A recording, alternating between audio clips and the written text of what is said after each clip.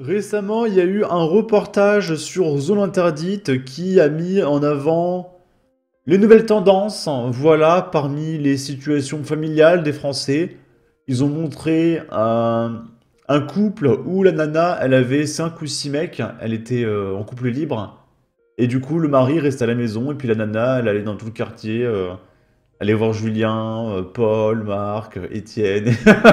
Et le mari, il était content parce que qui il est pour interdire à sa femme de faire ce qu'elle veut, d'accord. Ils ont montré des familles recomposées où il y avait un trouble avec chacun 3 ou 4 gosses, et du coup, ils avaient une famille de troubles avec 12 gamins. Et là, c'est la famille. Donc, c'est un homme trans qui est enceint et il a accouché et il se plaint de pas avoir de congé maternité parce que quand il appelle la sécurité sociale, il dit bonjour, je veux mes congés maternité, mais je suis un homme. Et donc il a du mal à se faire rembourser. Alors déjà que sa transition a été remboursée par nos impôts, il faut aussi que ses congés maternité soient remboursés par nos impôts. On va écouter ça. Mathéo et Victoire sont en guerre contre leur mutuelle.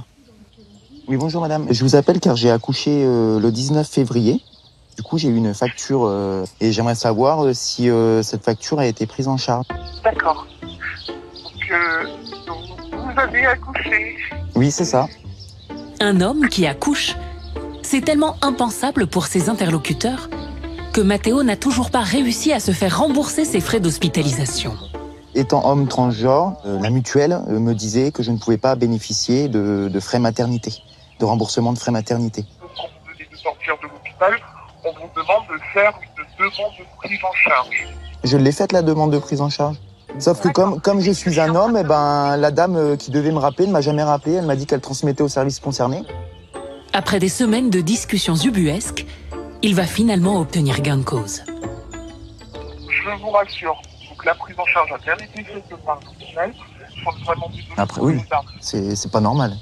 Effectivement. Et là, ça a été réglé. D'accord, très bien. Bah, je vous remercie, madame. Il y a trop de cases. Il y a trop de cases, voilà, c'est ça. C'est une femme qui accouche, c'est pas un homme qui accouche. Donc si c'est un homme qui accouche, on paye pas, on rembourse pas, on fait pas les papiers, comme si Ça n'existe pas. ça n'existe pas. C'est pas possible. Donc hop, on met de côté et on fait rien. Bah, de facto, si tu as été enceinte, c'est que tu as un utérus. Après, je sais pas. Et du coup, moi, il y a une question qui me trotte. C'est que si c'est lui qui est enceint, comment il est tombé enceint? Parce que c'est une femme. Alors peut-être que c'est une femme transgenre. Et que du coup, ils ont récupéré son matériel génétique et qu'ils l'ont mis manuellement, etc. Enfin voilà, j'ai pas envie de savoir. Mais du coup, voilà, il va se faire rembourser. Parce que les mutuelles, s'ils ne peuvent pas te rembourser, ils en profitent. Hein, parce que vous ne respectez pas telle ou telle case, d'accord? Bon. Là, on va parler de pognon dans la suite de cette vidéo. C'est une vidéo pognon. Et il y a les JO de Paris qui ont coûté bien plus cher que prévu. Il y a eu un petit dérapage. C'est pas grand chose, un petit dérapage de 1,6 milliard. Voilà, bon, c'est payé par les impôts des Français, donc c'est gratuit, c'est pas grave. Et il y a Gabriel Attal, Elisabeth Borne et Gérald Darmanin qui se renvoient la balle. En gros, Borne a dit oui, c'est la faute de Attal, Attal dit oui, c'est la faute de Darmanin, puis Darmanin dit oui, c'est la faute de Borne. Mais vous inquiétez pas, il va rien se passer. Hein. Il nous reste de bons souvenirs. Les anneaux sous la tour Eiffel et une facture plus élevée que prévu, 1,6 milliard d'euros. Le montant correspond à la sécurisation des Jeux. Jusqu'à 40 000 forces de l'ordre mobilisées par jour et des infrastructures hors normes. C'est bizarre parce que pourtant, il n'y a qu'un sentiment d'insécurité. Donc pourquoi avoir investi autant dans la sécurité alors que ce n'est qu'un fantasme de l'extrême droite? Au total, 900 millions d'euros dépensés pour l'hébergement, les équipements, les déplacements ou encore l'alimentation des policiers, gendarmes et militaires.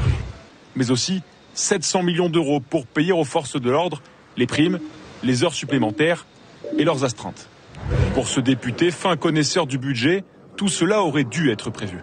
Le reproche qui est fait, c'est de ne pas l'avoir budgétisé, d'avoir considéré que les moyens en gendarmes, en policiers, en pompiers, etc., on verra plus tard.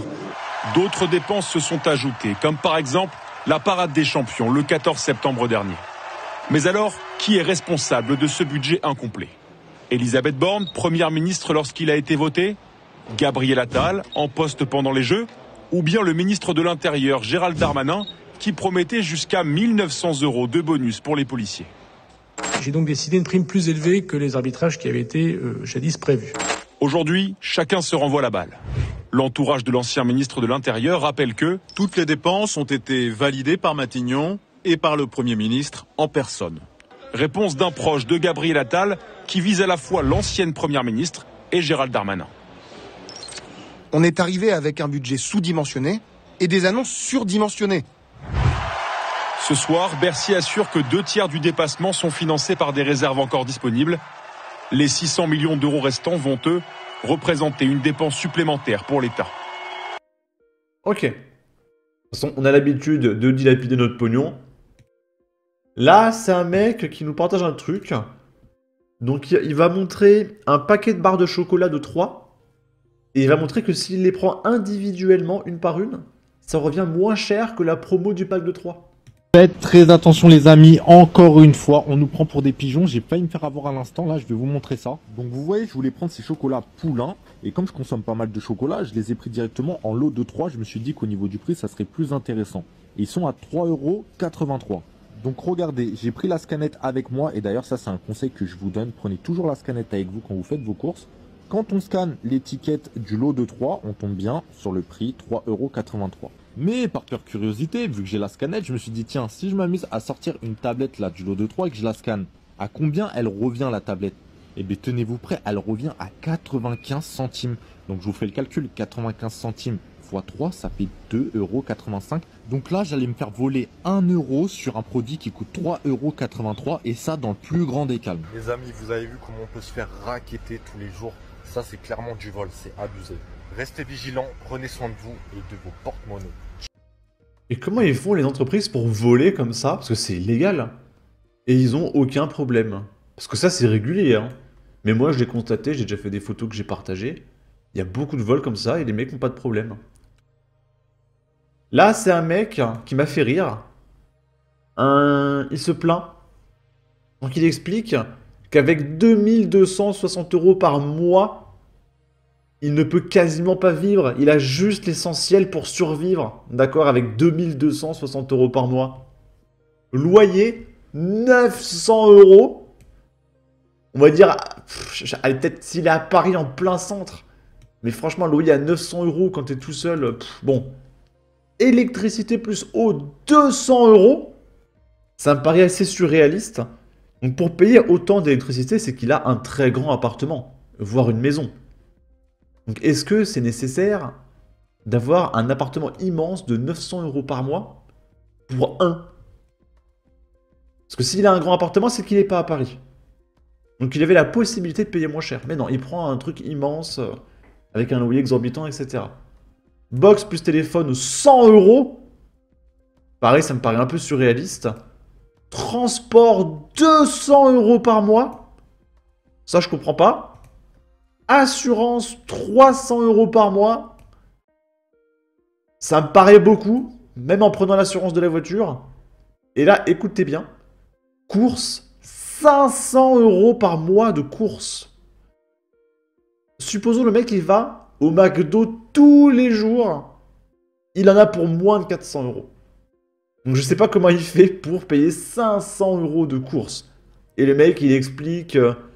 Et oui, si je veux me prendre des pièces de bœuf, etc., parce que la viande de qualité, c'est important. Donc le mec, 500 € de courses par mois. Salle de sport, 60 €. Total, 2260 € juste pour les essentiels. Et il répondait à un mec qui dit « Non mais elle a trop raison les gars, 3000 € par mois pour un foyer, c'est vraiment très juste. Ceux qui disent le contraire vivent encore chez leur mère. » Mais franchement, mais apprenez à gérer un budget, c'est catastrophique. Hein. Il y en a qui donneraient leur daronne pour avoir 3000 € par mois. Comment vous faites pour être pauvre avec 3000 € par mois? Ou alors, peut-être qu'il y a des cas spéciaux, peut-être qu'il y a des cas spéciaux. Normalement, vous n'êtes pas censé galérer avec 3000 € par mois. Hein. Bon. Bon voilà, sur ce, n'hésitez pas à donner votre avis, votre opinion, à partager, liker, commenter, ça aidera au référencement de la vidéo sur YouTube. Abonnez-vous, suivez-moi sur Twitter, prenez soin de vous, salut!